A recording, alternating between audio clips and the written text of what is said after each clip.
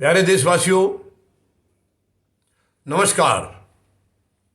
आज हम बात करेंगे जो राजनीतिक दल मुफ्त देने का वायदा करते हैं। ये एक बहुत विशाल सब्जेक्ट है, इसके ऊपर बात करेंगे और इस वीडियो को हम दो पार्ट में बनाएंगे।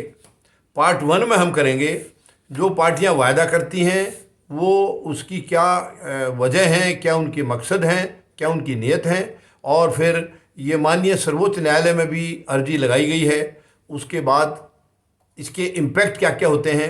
इसके बाद पार्ट टू में हम बात करेंगे कि ये सब चीज़ें यानी जो पार्टियां दे रही हैं क्या वो जायज़ है, मुफ्त देना जायज़ है, या इसके अलावा क्या करना चाहिए सरकारों को या पार्टी को। राजनीतिक दल जो वायदा करते हैं सरकार में आने के बाद क्या होना चाहिए, वायदे किस किस्म के होने चाहिए, इस पर बात करेंगे।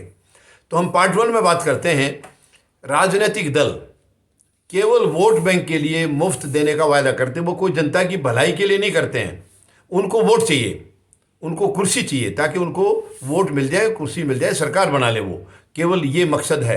किसी भी राजनीतिक दल का ये मकसद नहीं है कि हम जनता की भलाई के लिए उनको मुफ्त में दे रहे हैं, ऐसा नहीं है। केवल इसलिए है कि वो खुश होकर के, मोहित होकर के और इनको वोट दे दें, और वोट देने के बाद इनको लाइसेंस मिल गया है फिर लूटने का, फिर ये जैसे मर्जी लूटो। ये है मुफ्त का देने का एक्चुअली। अदरवाइज मुफ्त देने का कोई कारण नहीं है। मुफ्त होना चाहिए एजुकेशन यानी शिक्षा और स्वास्थ्य, केवल ये दो चीज़ें मुफ्त होनी चाहिए। इसके अलावा कोई भी चीज़ मुफ्त नहीं होनी चाहिए। मुफ्त होंगी तो आएंगी कहाँ से?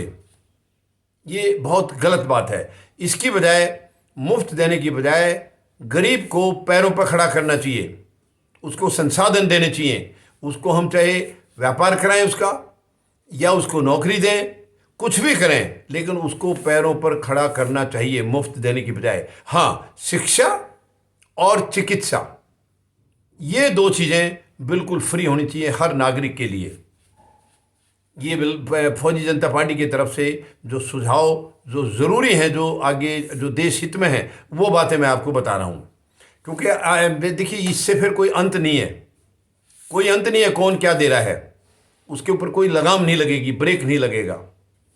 इसलिए अब जैसे माननीय सर्वोच्च न्यायालय ने चुनाव आयोग को और सरकार को लिखा है कि ये अर्जी जब लगी है, अपील जब लगी है माननीय सर्वोच्च न्यायालय में, तो सर्वोच्च न्यायालय ने इनसे कहा है कि आप अपने कमेंट्स दीजिए।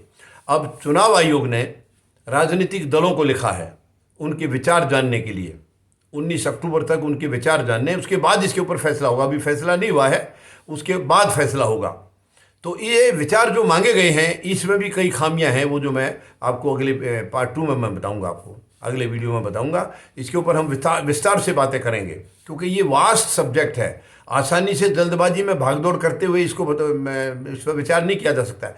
शांति से बैठने की ज़रूरत है। सभी राजनीतिक दलों को बैठना चाहिए, और भी कुछ बुद्धिजीवियों को शामिल किया जाए तो कोई बुराई नहीं है, क्योंकि ये सबके हित और सबके नुकसान की चीज़ है।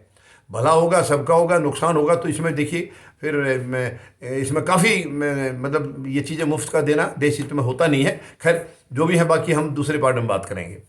धन्यवाद। जय जवान, जय किसान, जय हिंद।